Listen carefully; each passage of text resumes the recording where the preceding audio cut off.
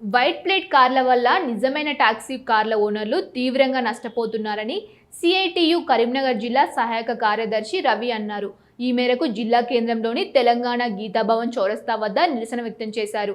ఈ సందర్భంగా మాట్లాడుతూ స్థానికంగా వెంకటేశ్వర్ల థియేటర్ బస్టాండ్ ముందు వైట్ ప్లేట్ కార్ల అడ్డాలు తొలగించాలని డిమాండ్ చేశారు. జిల్లా కేంద్రం నుంచి వివిధ ప్రాంతాలకు ఇల్లీగల్ దందా కొనసాగిస్తున్నారని పేర్కొన్నారు.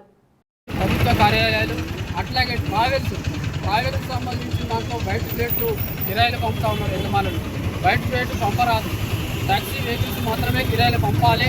అట్లాగే ప్రభుత్వ కార్యాలయాల్లో కూడా ట్యాక్సీ వెహికల్స్ మాత్రమే ఉపయోగించాలని చెప్పి ఈరోజు ఇక్కడ గీతాభవన్ చౌరస్తా వద్ద నిరసన వ్యక్తం చేయడం జరుగుతూ ఉంది.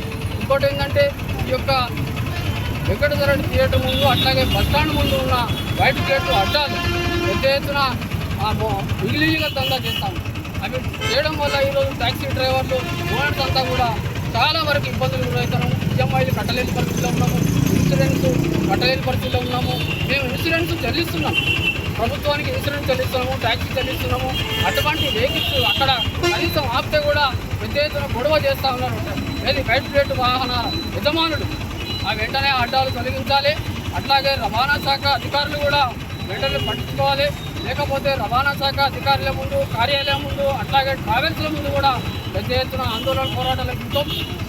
ఇంకోటి ఏంటంటే ఈ ప్రభుత్వ అధికారులే బినామీ పేర్లతోటి, వైట్ ప్లేట్లతోటి, బంధువుల పేర్లతోటి, డ్రైవర్ల పేరుతోటి ఇటు ప్రభుత్వ కార్యాలయాల్లో పెద్ద ఎత్తున అవినీతి పాల్పడుతూ ఉన్నారు. అట్లా బిల్లులపై కూడా 2,000 రూపాయలు వసూలు చేస్తున్న చరిత్ర ఉన్నది.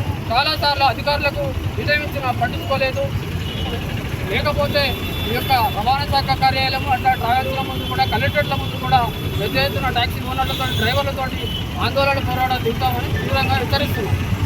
సిఐటి జిల్లా సహాయక కార్యదర్శి పున్నం రవి, ట్రాన్స్పోర్ట్ జిల్లా అధ్యక్షుడు.